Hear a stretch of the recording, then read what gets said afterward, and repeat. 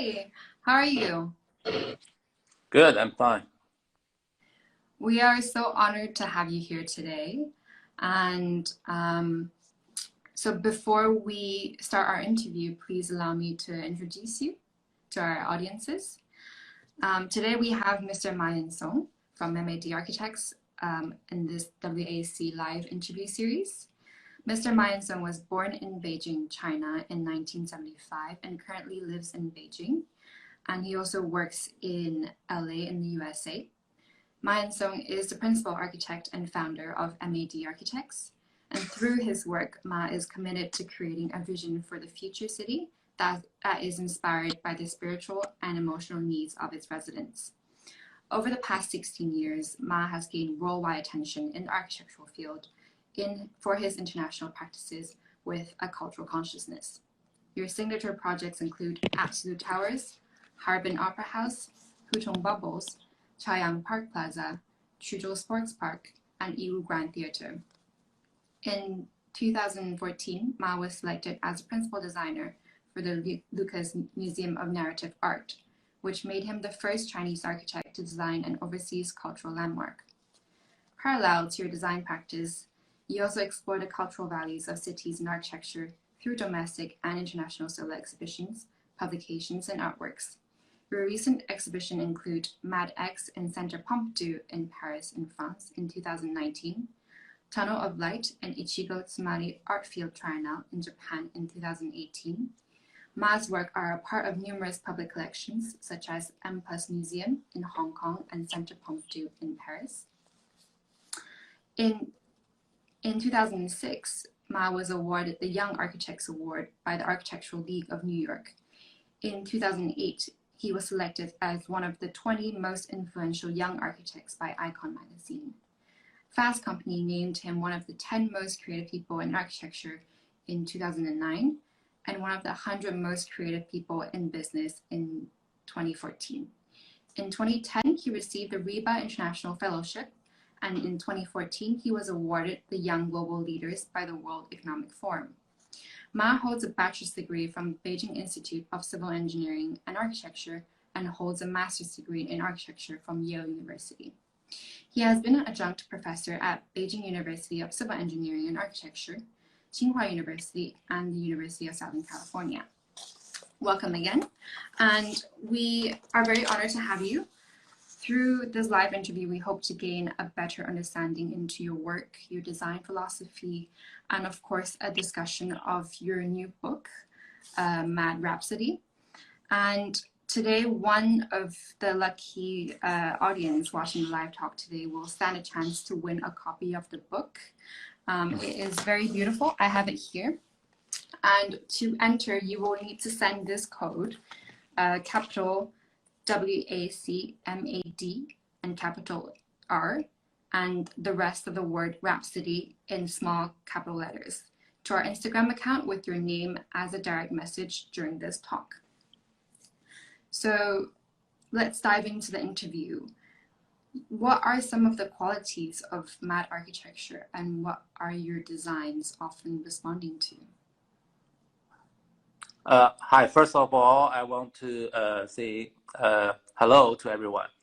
Currently, I'm in Beijing, where our own, the main studio located. We also have a smaller studio in Los Angeles and Italy, Rome. And I think to what's the quality of our architecture? I would say, in simple way, I think imaginary. That's something I'm looking for. Architecture should be imaginary and sometimes surreal. Some people call futuristic, but I would call surreal. And I also love architecture with emotion. So I would say emotional. And often our architecture linked to the nature quite a lot. So I see architecture as a second nature sometimes, although they're man-made. So that's basically I think the special part of our architecture. And you no doubt hold a very important voice for the leading for leading the next generation of architects. And through time, I believe you have developed your own architectural language. And you have when you create architecture, it's based on site, maybe a community of people, and also the feeling that you have collected over there, and you translate them. And which is why I believe your new book, Mad Rhapsody, is a very exquisite collection of all these things. And it essentially highlights maybe 23 projects from 2004 until now. And how do you feel when you have published this book? And is there a story behind the name Mad Rhapsody? It's a book with our latest projects, completed projects, also some projects ongoing. And when we collect all these images and photographs, well, actually, I find they're quite diverse. All this different architecture, and I can explain maybe when I recall the process when I designed those architecture, because different time, different context, different emotion or different location, atmosphere, that really triggered how I design. So each time I respond in very different way. That's why each time the architecture is unique. That's something I'm looking for, to make every architecture piece unique. But at the end, I find when you look at the whole body of work, they're so different.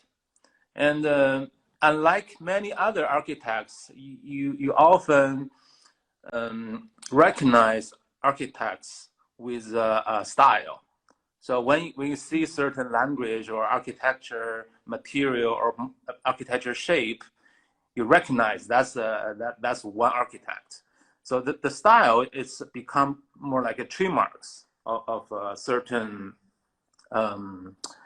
individual creation, but that's not the way we design. We every time I think architecture should respond to its specific conditions, although they should be quite strong in terms of its a personality. Each time, each architecture should be strong, but they're not necessarily repeating. So that's why I don't find a style in my works. So that's maybe the reason I call this book Rhapsody, because that's Rhapsody is a format of music where you find all different type of different styles and then mix them together, and you find this really open, and you find the freedom in such format. I find that's the true feeling when I do architecture. When you go to different situation facing different challenges, you have a different response. So that's the reason I call the book a Rhapsody, and I want to challenge that we see architecture as a consistent or style.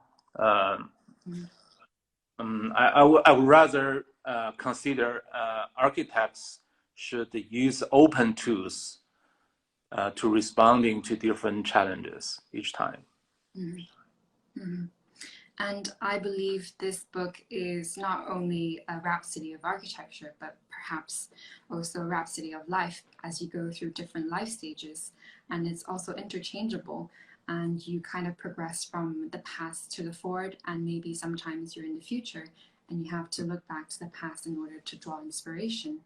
And like you said, you have such a diverse range of work. and some of your best known work are the Absolute Towers in Canada, the Harbin Opera House in China, and also the Lucas Museum of Narrative Art, which is currently under construction. For you, what are some of the challenges that you have to overcome while working on such diverse projects essentially all around the world? Well, when we won the competition to design the Absolute Tower in Canada, that was year 2005.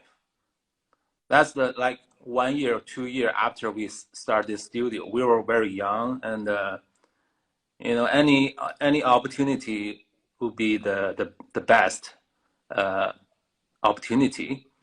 And but at the same time, in that period, we did a lot of competitions.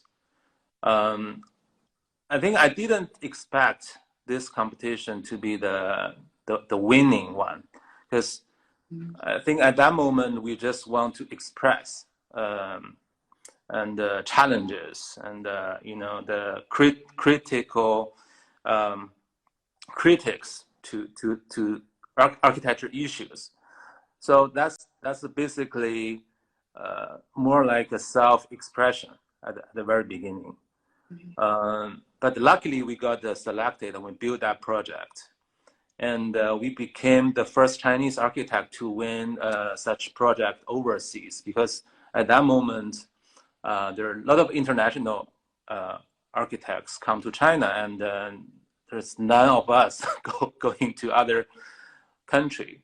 But eventually, when we start doing more projects in Japan, in Europe, and America, I find it's more or less become a task to show what's a special quality we can deliver as a Chinese architect. What's new? Of course, I think I learned a lot from traditional Chinese culture, traditional Chinese architecture, but I don't think we should bring those traditional architecture buildings into contemporary society. So what's new we can find? That's the main challenge, I would say. That like in this cultural gap, being a Chinese architect, what's new? I know there are a lot of challenges, and the work should be done within China. That's exactly what we're doing. Actually, we are doing all different type of buildings in China, because I see each one as a challenge. I want to bring new ideas, new concepts to those challenges, but at the same time, I see the whole world is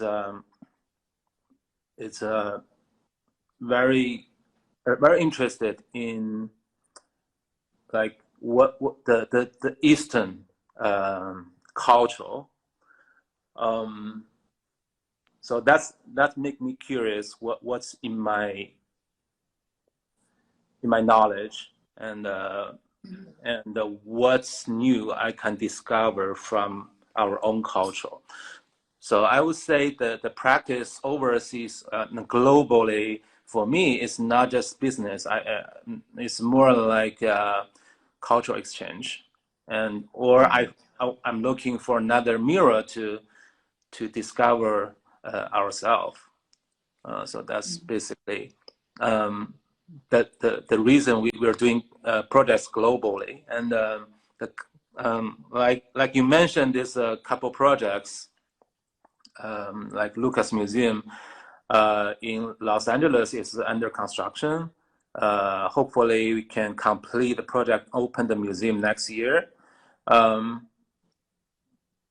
I find the architecture is has some special quality. It's a contemporary, it's a futuristic, it's modern, and it's also reflects some philosophy that I find from traditional architecture. Although you don't think this building is a traditional building, it's totally abstract building. But the way it combines the nature and the way the building considers itself as a part of this natural context, I would say that's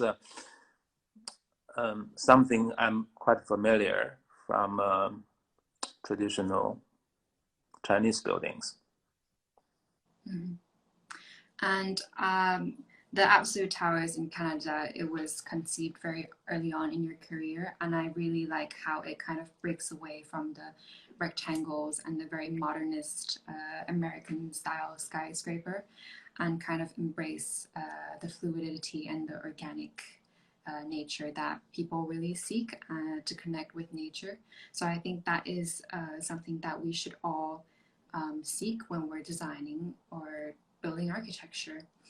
And back in 2004, you established Mad Architects, and I would like to ask, how has your idea of architecture... Hey. Hi, I'm so sorry, there seemed to be a connection issue. Sorry Yeah. about that. Okay. Just to give a few moments for people to join back in.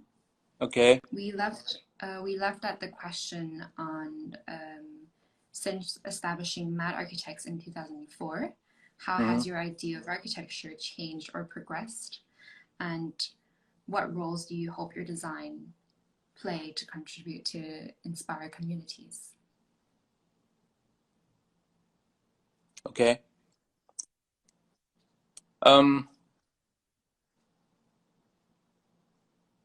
I think at the beginning, as a young architects, after we started, we just want to find opportunities and to express ourselves, just like what I mentioned before. And so that's why we did a lot of competitions. We're looking for any opportunity. So we do competitions with a big projects, small projects, urban projects. We find where the challenges, where the issues, we should go there. We should just give our opinion about anything. So it's more about the self-expression. That's why I think the early works is more about to show who I am, right? So you want to be very strong. You want to be sensible to your inner feelings. But eventually, I find some difference in my recent work. I still find those issues, the urban issues and social issues. I still believe architecture should do things and change, overcome those issues. But I find some projects recently show some softness, show some, I would say, sympathy. You know, I imagine I'm one of the people who are using this facility or who live there daily, and I imagine, you know, what I feel as a user, and so that's result of different architecture, I would say. So because when you see issues, you can choose to make this issue more obvious by showing very strong solution, or not even solution. Maybe sometimes you just enlarge the issue to be seen. But providing solution is another way of work. Is sometimes it's very hard to provide a positive solution and to be seen. So sometimes you like, for example, we just complete one train station in China. That's the first time we do train station. And I find all the train stations in China, they're like huge hall, huge buildings, and they're disconnect with the city. And you have to go through this big square or highway or elevated driveway and enter this big building through security, and then in the end, this big hall, you totally lost the scale. You don't feel comfortable. I find this very common everywhere, and I want to challenge if the train station can be a park, for example, or a very nice, comfortable public square.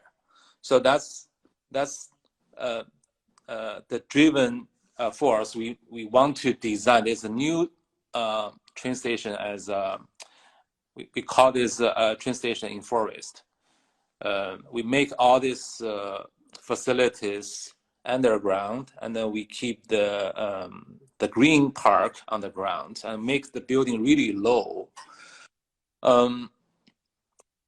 So it's really hard to change. That's why a lot of other stations they don't look small, but they always are trying to be bigger and as a memorial, and it's very strong. But we choose to make it low and small. So that's not the way you want to express yourself, right? So because you don't want to make a building as a strong monument. I find these qualities in my recent works. But at the same time, this architecture also shows some surrealness or futuristic quality. Although it's a very friendly and easy to approach, but it's also artistic. That's my attitude. I want architecture to be easy to communicate, be interactive with everyone. But I think just being open is not enough. I think everyone can use it, but at the same time, everyone should be inspired by such the beauty of architecture. So I think I'm trying to do both in my recent works. Mm-hmm. And I believe the train station, it's such a it gives such an industrial feeling.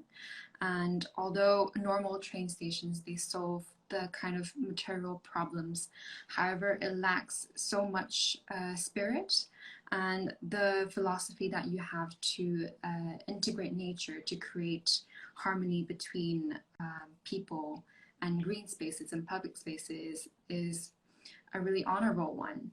And you mentioned that your architecture tries to evoke this surreal and futuristic feeling, which brings me to my next question.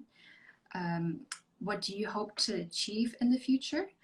And what would you encourage the next generations of architects to do?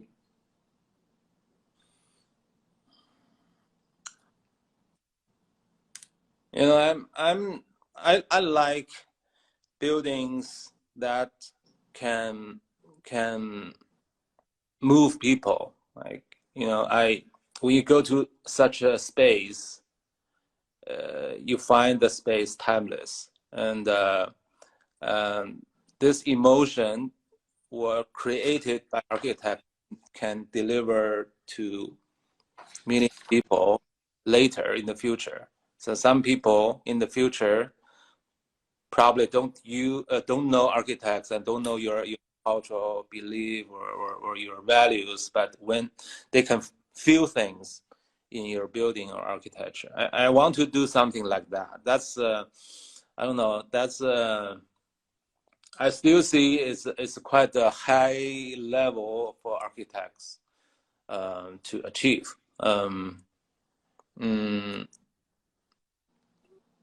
So maybe my suggestion to other young architects is the same suggestion to myself.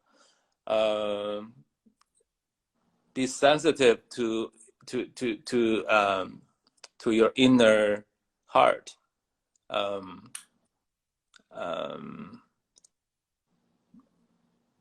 I think that's the only asset everyone can bring to this world, the special quality of yourself, right? So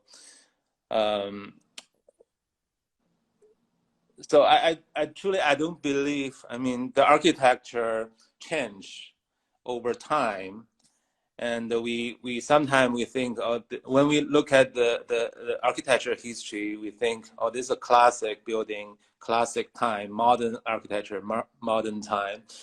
We think these two are really linked.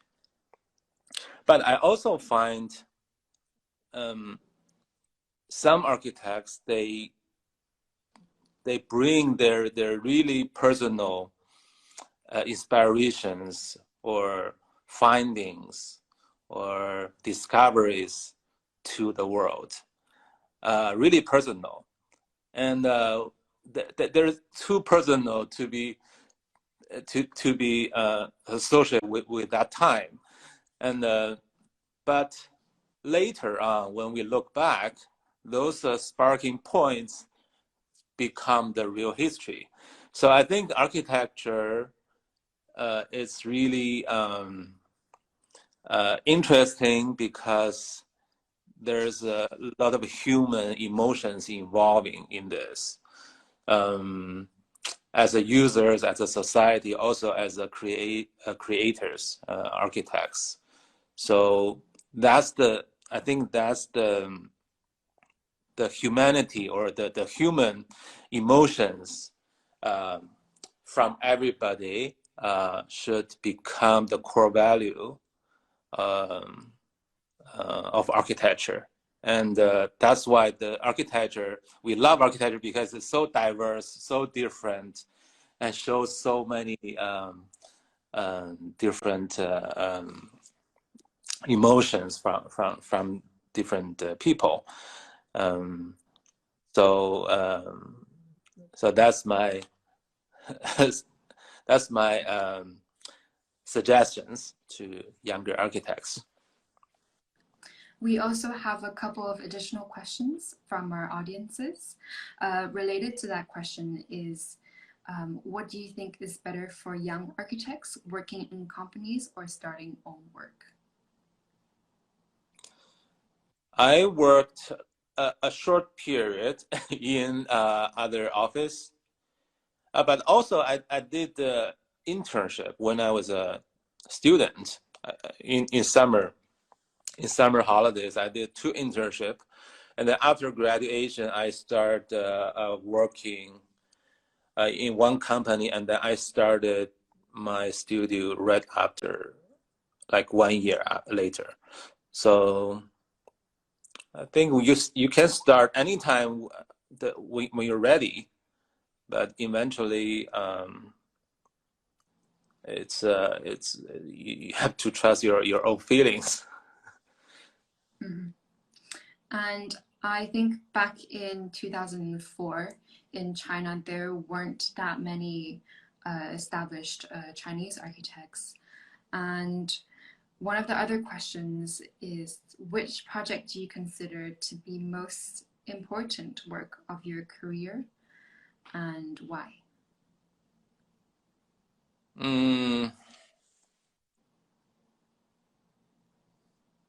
I still think my student work was the best. I think, I don't know, being a student, you find the most freedom. You're very brave, and you don't consider many other practical things. But later on, when I start, of course, I often look back to my student work because they're really idealistic.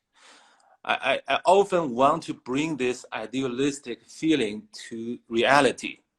So every time when I start a design, I want to go back to that feeling. I want to ask me to focus on what's the ideal without consider so many constraints. And then, but every time when you really achieve something, you find it's not 100% ideal. So being really pure and conceptual at the early stage, I would say probably very important, without considering so much things. But later on, I often look back. I want to, because that's the goal I want to achieve. I want to build really complex projects, urban projects, social projects, but at the same time to be idealistic. Yeah. And our audiences are also curious into your design process. And so is there any other medium that you use besides sketching to brainstorm for design ideas?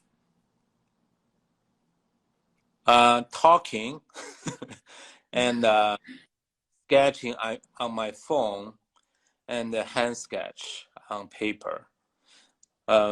I don't use computers. I used to use the softwares on computers when I was young students. Now I can't. But sometimes I think, so there's a Chinese word, right? 艺在笔先 means your intention should come before your action, right? So before you draw, you should know what you want to do. So I feel sometimes when we focusing on tools too much, we also constrained by somehow. So maybe hand sketch is it's quite you can follow your thoughts and the feelings better. Sometimes recently I find you can really start from talking yourself or debating with yourself. That sounds quite crazy, but you can challenge yourself. But my point is this thinking process should come first. But also the moment is the atmosphere is also for me is quite important. I often find my strongest response on site. So when you visit the site, when you see people, and when you study the history of the place, you have some sort of feelings and response, and that response really strong and lead you to just one solution that you really believe in. So that's my way of work. I think talking to yourself is a very interesting point as an architect, because when you design, you're constantly in debate on which is the best solution or the right solution. And when your work is finished and constructed, your architecture is always engaged in a very powerful dialogue with its surroundings, whether it's the earth or the people or the sky or weather. And I think that's a very interesting and very key point for good architecture. So we are almost at the end of our interview. I would like to thank you again so much for being here. It was such a pleasure talking to you. A pleasure is mine. Thank you. And I would like to let the remaining audience know that we are giving away Ma's new book, Mad Rhapsody. And to enter, you just need to send the code that I've pinned in the comment section. DM us, please, and then we will choose a lucky winner by random. Thank you again, Ma. Have a good evening. Bye-bye. Bye.